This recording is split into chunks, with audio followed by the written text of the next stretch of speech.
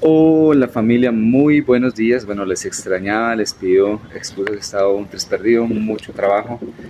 Este cierre de fin de año siempre a nivel laboral y a nivel de emprendimientos, gracias a Dios, pues mucho voltaje. Así que aquí de nuevo con nuestro libro Cuando lo que Dios hace no tiene sentido, vamos en la página 235 y seguimos en las preguntas. Y adivinen que esa es la última pregunta y terminamos el capítulo 10 y arranca el capítulo 11. Creo que es el último capítulo. Último capítulo del libro. Wow. Y arrancamos. ¿De qué manera cree usted que el mundo espiritual invisible influye en las actividades diarias de nosotros los cristianos? No lo sé, pero eso es motivo para teorías muy interesantes. Permítame relatarle una experiencia personal, solo con el propósito de considerar las posibilidades. Hace algunos años estuve muy ocupado realizando una investigación en la que cada año me veía obligado a visitar 16 centros médicos importantes. En uno de esos viajes tuve que ir a la ciudad de New York, donde después de cumplir con mis responsabilidades en un hospital, tomé unas horas para ir a ver algunos lugares de interés. Dos compañeros fueron conmigo en un viaje turístico improvisado de la ciudad. Era un día muy agradable y conversamos amigablemente a medida que íbamos de un lugar a otro en el tren subterráneo. De repente, uno de mis colegas dijo: «Oigan, miren a ese tipo raro que está allá de pie sobre la plataforma. ¿No estaba con nosotros en los dos últimos trenes?». Todos recordamos que, sin lugar a dudas, aquel hombre había estado cerca de nosotros, por lo menos durante media hora.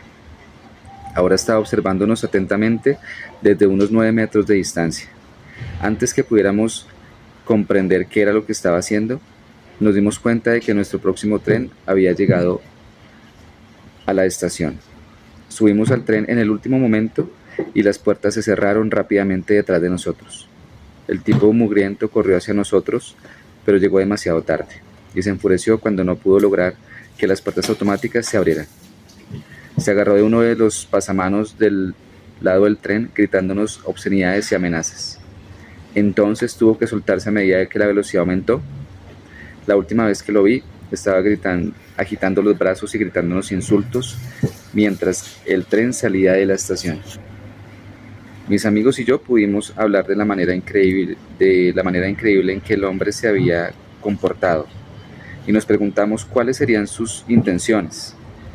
¿Qué estaría planeando hacer? ¿Nos habríamos librado de algún acto de violencia al haber subido al tren? ¿Quién sabe? De lo único que podemos estar seguros es que este hombre nos había escogido para darnos alguna sorpresa que probablemente habría sido bastante desagradable. Tal vez evitamos una experiencia que habría puesto en peligro nuestras vidas por medio de algo que pareció ser una simple coincidencia. Por supuesto, es posible que el Señor intervino específicamente para protegernos en el tren subterráneo. Estábamos totalmente desprevenidos y expuestos a los planes secretos de ese hombre que quizás era un psicópata o drogadicto o asesino. Solo el pensar en lo que pudiera haber ocurrido nos plantea una importante pregunta. ¿Cuántas veces tal vez hemos sido librados de consecuencias peligrosas de las cuales jamás nos dimos cuenta? Esa es una idea muy interesante. ¿Quién puede saber cuán a menudo el Señor nos protege o nos guía silenciosamente por un camino más seguro? Hay otras ocasiones en las que casi parece que todo ha sido predeterminado para que tengamos una tragedia. Recuerdo una tarde cuando regresaba de mi trabajo a casa y vi un terrible accidente automovilístico en una de las autopistas de Los Ángeles. El primer auto chocó con la división del centro, cruzando hasta el otro lado de la autopista y chocando luego con uno de los autos que venía de frente. Los dos choferes murieron instantáneamente. A menudo he pensado en lo increíble coordinación que fue necesaria para causar ese accidente. Si los dos hombres iban a 100 kilómetros por hora, se estaban acercando uno al otro a una velocidad combinada de 200 kilómetros por hora. Si lo calculamos de otra manera, podemos decir que sus autos estaban aproximadamente para encontrarse uno con el otro a razón de 53,6 metros por segundo. Si el hombre que estaba en el primer auto se hubiera adelantado por una décima de segundo, Probablemente el chofer del segundo auto habría pasado el lugar del choque antes del momento que ocurrió el accidente. Es casi seguro que el auto que venía detrás del segundo chofer habría sido el involucrado en el choque. Cuando pensamos en esto, llegamos a la conclusión de que el cambio más mínimo en lo que cualquiera de los dos hombres hizo ese día habría servido para salvar la vida del segundo de ellos. De esta manera, podemos ver que la mayoría de los accidentes fatales dependen de una coordinación de solamente una fracción de segundo. Verdaderamente, nuestras vidas están pendientes de un hilo, aun cuando no nos damos cuenta de algún peligro en particular. No parece que es sabio, teniendo en cuenta lo que está en juego, que continuamente oremos por cada día y cada una de nuestras actividades. Santiago habló del carácter incierto de esta vida cuando dijo: vamos ahora, lo que decís, hoy y mañana iremos a tal ciudad y estaremos allá un año y traficaremos y ganaremos, cuando no sabéis lo que verá mañana. Porque, ¿qué es vuestra vida? Ciertamente es neblina que se aparece por un poco de tiempo y luego se desvanece. En lugar de lo cual deberías decir: si el Señor quiere, viviremos y haremos esto o aquello. Santiago 4, versículo 13 al 15. Aquí hago un paréntesis y esto me lleva a una reflexión. Y lo he visto en muchas personas líderes que creo que alguna vez yo también lo dije. Y no, es que Dios quiere, o sea, yo garantizando el tema, o sea, como que no diga cuando Dios quiere, porque usted está dependiendo de que, valga la redundancia, que Él realmente quiera que pasen las cosas. Y pensamos que de pronto el actuar en fe tiene que ver con omitir esto que dice Santiago, esto que dice la palabra de Dios, y es que realmente todo va a depender de lo que Dios quiera. Y vamos a dar pasos de fe, claro, porque Dios escuchaba a un líder, una persona que realmente sigo admirando demasiado, y decía que la Biblia es el libro de los hechos, no de los intentos. En ningún momento Noé dijo: voy a intentar hacer la barca. En ningún momento Moisés dijo: voy a intentar abrir el mar y que Dios me dé sabiduría a ver si de pronto lo hago. Y creo que desde la palabra de Dios vemos el ejemplo de estos líderes y aún personas que no eran calificadas para ciertas tareas y Dios les usó. Pero siempre, siempre es tener en cuenta que todo va a depender de lo que Dios quiera. Todo va a depender de eso. Repito, no quiere decir quedarnos quietos, no quiere decir no hacer absolutamente nada a ver qué pasa. Te comparto algo, de pronto es algo que yo siento, y es cuando la gente habla de milagros y dice: no, Dios me pagó el recibo. Cuente la historia bien, o sea, cómo fue.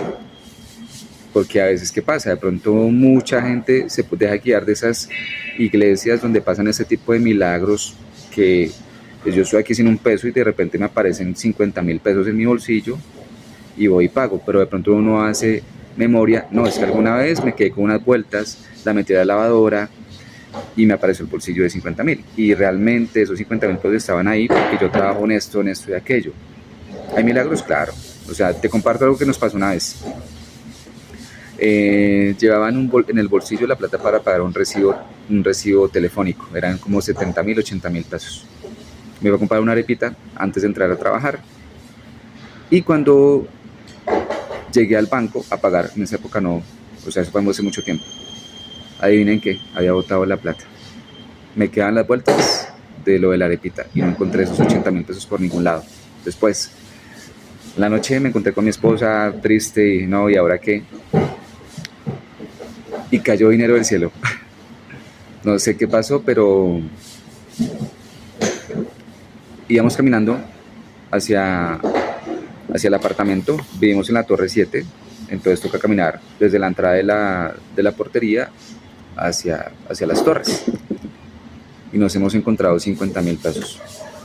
No los gastamos de una vez, empezamos como a mirar, como cuando alguien hace un mandado. Nos quedamos quietos un buen rato, no pasó nada. Y bueno, pues los usamos. Y bueno, uno dice: bueno, quedé triste por un lado, contento por otro lado, y uno dice: wow, o sea, ¿cómo? Sí. Pero pues eso nos pasó. Ahí te cuento. Pero yo siempre lo he dicho: si Dios permite, ahí estaremos. Si Dios permite, dale de una. Y no, es diferente. Bueno, si Dios permite, de pronto sí va a pasar.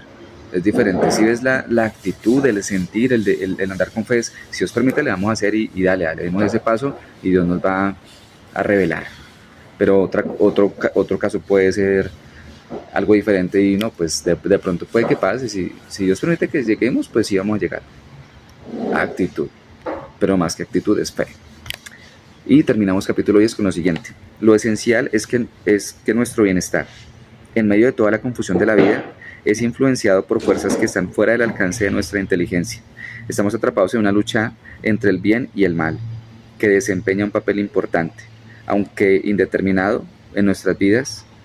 Entonces nuestra tarea no es descifrar exactamente cómo deben encajar en su lugar las piezas del rompecabezas y cuál es todo su significado, sino permanecer fieles y obedientes al Señor, quien es el único que conoce todos los misterios. Acabamos capítulo 10. Y me encanta una frase que me dice mi esposa y es: no es que Dios tenga un plan para ti, tiene el mejor plan para ti. Y te lo repito a ti, Dios tiene el mejor plan para ti. Y vamos a orar. Gracias, Padre amado, por este último capítulo del libro Cuando lo que Dios hace no tiene sentido. Señor, gracias por animarme, por llevarme a seguir enfrente de esta guerra, Señor, porque tú sabes que a veces me cuesta. Dije, no, pues ya no leí el libro en el año. Y mira, Señor, gracias. Todo te lo debo a ti, Señor. A ti sea la gloria, a ti sea la honra, Señor. Y si tú lo permites, Señor, seguiremos avante compartiendo de tu palabra a otros y dando esperanza a otros, porque sí hay esperanza contigo. A pesar de todo lo que nos rodea, a pesar de todas las situaciones, sabemos que en ti hay esperanza. Te damos con todo el corazón, amado Dios, y oro por cada persona que está aquí conectada, por su salud, por sus finanzas, por sus situaciones, Señor. Y lo más importante, que dé el paso para conocerte, para tomar esa decisión. Te damos con todo el corazón, amado Dios. Amén. Familia, mil gracias. Un abrazo. Bendiciones.